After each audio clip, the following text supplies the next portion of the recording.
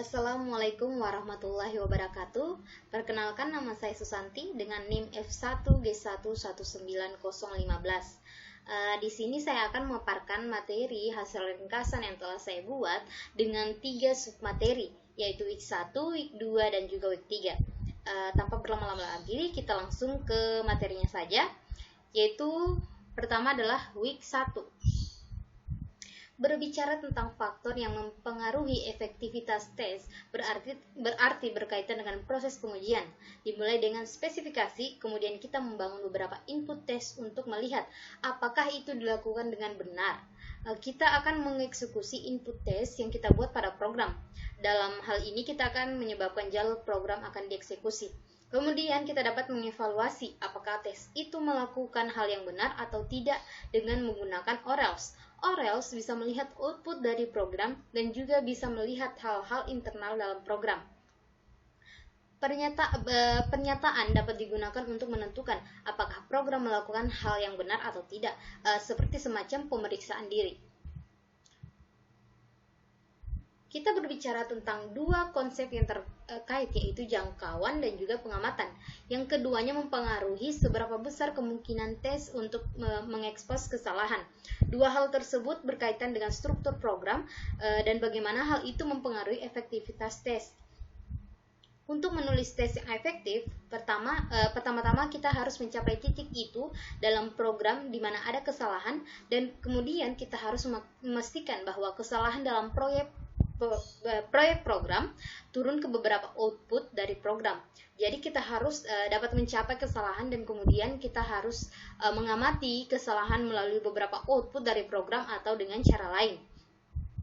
Ternyata jika kita hanya secara acak memasukkan input ke dalam program, beberapa pernyataan dalam program kemungkinan akan memiliki kesalahan untuk diekspos. Jadi hanya dengan input yang acak kita dapat menemukan banyak masalah yang ada dalam proses, dan juga dengan kata lain kita harus bekerja dengan sangat keras untuk sampai ke sana. Selanjutnya adalah pengujian mutasi. Pengujian mutasi adalah cara untuk menentukan apakah test suite yang dihasilkan untuk menguji program ada gunanya atau tidak. Misalnya, jika kita memiliki program yang dan kita telah menulis banyak sekali tes, program ini tampaknya berhasil, jadi kita mulai mendapatkan keyakinan bahwa program kita benar. Tapi kemudian kita diingatkan dengan kata Dijkstra yang mengatakan bahwa pengujian program dapat digunakan untuk menunjukkan adanya bug, tetapi tidak pernah ketidakhadiran mereka. Jadi karena kita tidak tahu kesalahan nyata apa yang tersisa dalam program ini, kita akan melakukan sesuatu yang disebut dengan mutasi yang memungkinkan kita untuk menambahkan kesalahan baru dan melihat seberapa baik test suite. Jadi ide umumnya adalah bahwa kita memiliki beberapa data pengujian. Kita akan menjalankannya melalui perangkat lunak asli kita, dan kita akan melihat outputnya. Berbicara tentang struktur program dan temuan kesalahan, terutama temuan kesalahan yang berkaitan dengan mutasi. Jika kita memiliki beberapa program asli yang kita sebut dengan versi referensi, kita menerapkan operator mutasi yang memutasi beberapa bagian dari program. Dan dalam hal ini kita akan mengubah ketidaksetaraan menjadi kurang dari atau sama, atau lebih besar dari, sama dengan, atau lainnya. Kemudian kita akan memeriksa test suite kita dan melihat berapa banyak mutasi yang terbunuh menggunakan tes yang dirujuk.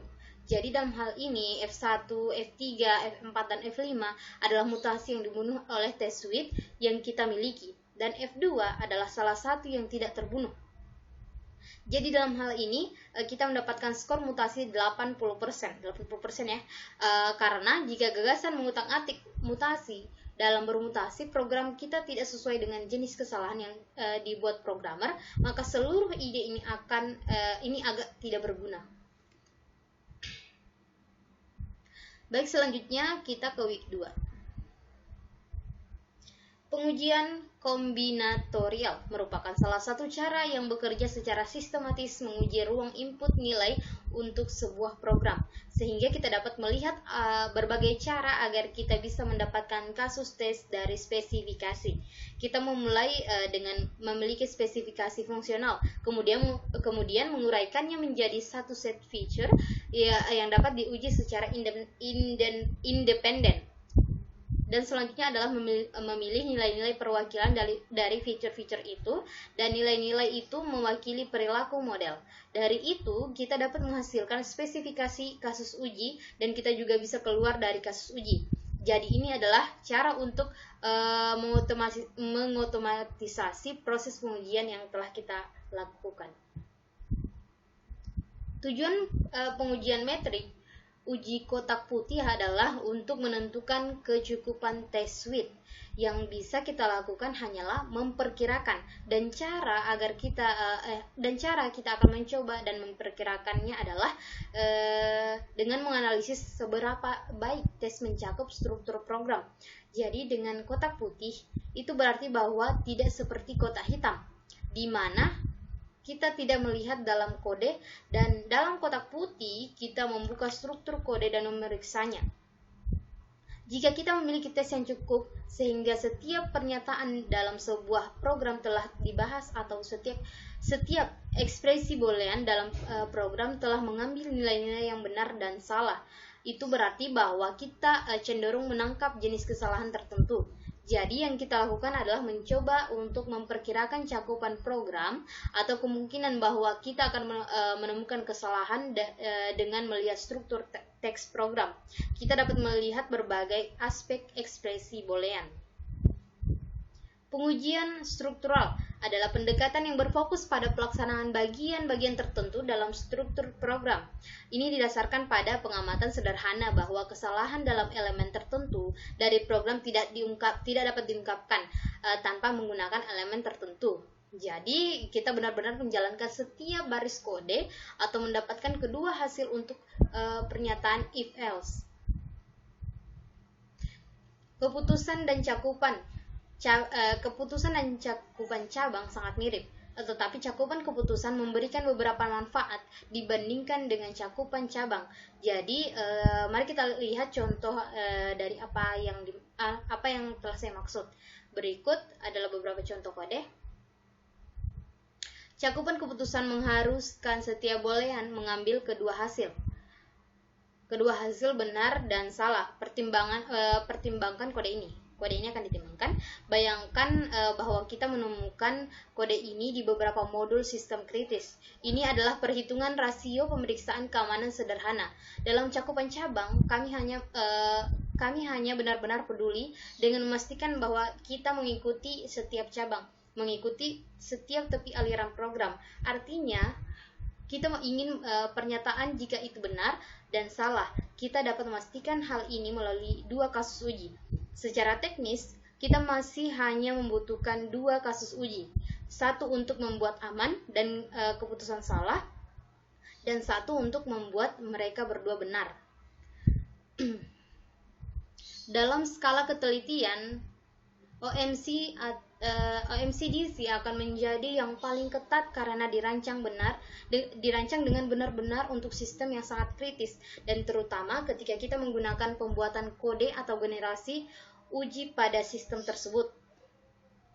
Jadi idenya adalah kita akan menggunakan alat untuk menulis tes untuk memeriksa sistem. Jika kita menulis tes tersebut dengan tangan, kita biasanya memiliki ide yang bagus tentang apa yang harus dilakukan sistem. Tetapi jika kita membiarkan mesin menulis tes, maka terkadang kita memerlukan metrik yang lebih ketat, karena mesin tidak tahu apa yang seharusnya dilakukannya pada program ini. Jadi, apa yang kita coba lakukan adalah mendeteksi segala jenis kesalahan dalam struktur ekspresi boolean dan menggunakannya sebagai target untuk pengujian otomatis. Tapi sekali lagi, ini masih melihat ekspresi boolean. Ini tidak melihat ekspresi relasional atau aritmatika. Jadi kita memiliki X kurang dari 20.000 ketika seharusnya X kurang dari 19.999. Suite uji disediakan benda ini tidak memungkinkan menemukan kesalahan itu. Jadi hanya untuk rekap, kami telah melihat sebelumnya MCDC atau cakupan kondisi keputusan yang dimodifikasi. Melihat MCDC ke dalam struktur keputusan boolean untuk memastikan bahwa setiap bagian dari struktur itu benar-benar diperlukan untuk operasi program yang benar. Jadi itu cukup baik dengan struktur boolean dari program ini. Tetapi ada beberapa program, jadi apa yang akan kita lihat dalam penjelasannya adalah sesuatu yang sebenarnya tidak sesuai dengan gagasan struktur boolean. Dan sekarang kita akan melihat numerik sampai batas tertentu. Kita akan melihat operator rasional. Jadi kita memiliki ekspresi seperti x lebih dari 0. Apa yang ingin kita ketahui adalah apakah kita memiliki batas-batas itu dengan benar. Jadi apa yang kita ingin kita lakukan adalah kita ingin menggunakan ekspresi itu ketika x sama dengan 0, ketika x sama dengan min 1, dan ketika x sama dengan 1. Sehingga kita memiliki cukup tes, sehingga kita dapat menentukan apakah batas itu berada di lokasi yang tepat atau tidak. Selanjutnya adalah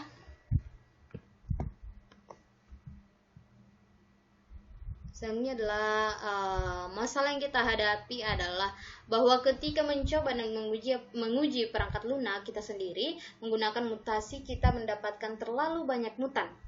Kita dapat berpikir untuk mengambil operator aritmatika dan menggantikannya dengan operator aritmatika lainnya. Dan lebih jauh lagi, begitu kita mempertimbangkan fungsi trigonometri atau hal-hal semacam itu, kita dapat menggantikannya dengan sejumlah besar fungsi trik yang berbeda. Jika kita memiliki operator relasional mengatakan sama dengan, kita dapat menggantikannya dengan tanda seru sama dengan, atau kurang dari sama dengan, dan seterusnya. Kita bisa melakukan substitusi operasional boolean. Kita juga bisa memperkenalkan negasi dan juga dapat melakukan modifikasi konstan. Kita juga dapat mengganti konstanta apapun dengan konstanta lain. Jadi kita hanya perlu mempertimbangkan bilangan bulat. Itu misalnya 2 miliar mutan yang mungkin untuk setiap nilai konstan yang kita miliki. Selanjutnya week 3. Ini submateri yang terakhir.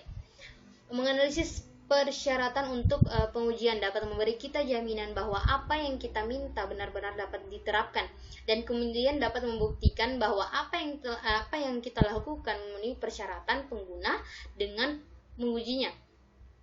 Istilah mudah digunakan adalah sesuatu yang jelas ingin dicapai pengguna. Bagaimana kita membuktikan bahwa kita telah memenuhinya dan bukan kesalahan. Satu-satunya ukuran yang valid adalah ketika kita meminimalkannya. Fokus pada kesalahan input, tindakan pengguna apapun yang sebenarnya salah berdasarkan apa yang ingin mereka lakukan. Ini adalah hal yang cukup mudah untuk diukur. Beberapa kali mereka melakukan kesalahan, jadi kita dapat menulis ulang untuk menangkap batas jumlah kesalahan yang dibuat. Dan kita mungkin perlu melakukan sesuatu dengan kemudahan penggunaan yang mungkin berarti menghapusnya jika nilainya tidak dapat didefinisikan dengan benar.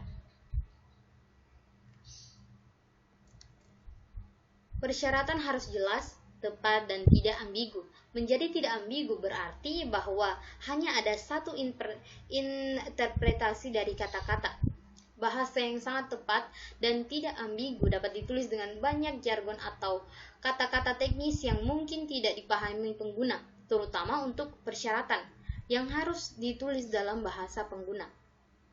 Contohnya, seberapa tinggi suhu yang dibutuhkan sebelum dianggap terlalu tinggi untuk tujuan kita. Karena kita tidak tahu, katakanlah udara di lemari es itu 40 derajat Fahrenheit atau 4,4 derajat Celcius, kemungkinan terlalu hangat.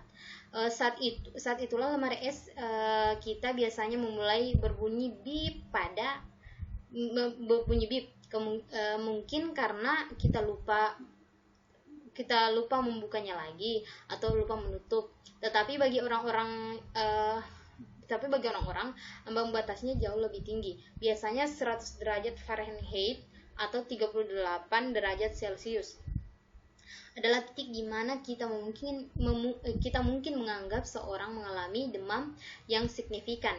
Itu adalah beberapa kasus perbatasan yang berpotensi tidak jelas atau ambigu. Berikut adalah cara kita untuk menulis kasus tes untuk persyaratan. Ini pada dasarnya mengikuti model IPO, komputasi umum, input, prosedur, dan output. Prosedur pengujian adalah apa yang kita lakukan untuk mengukur dan mencoba menemukan nomor tertentu atau kondisi tertentu. Output yang diharapkan kemudian adalah apa yang kita harapkan mengingat input dan prosedur pengujian. Ini adalah output yang kita harapkan. Yang harapkan untuk melihat bagaimana kita akan membandingkan apa yang sebenarnya terjadi. Output aktual terhadap output yang diharapkan ini untuk memutuskan apakah kasus uji ini telah terpenuhi.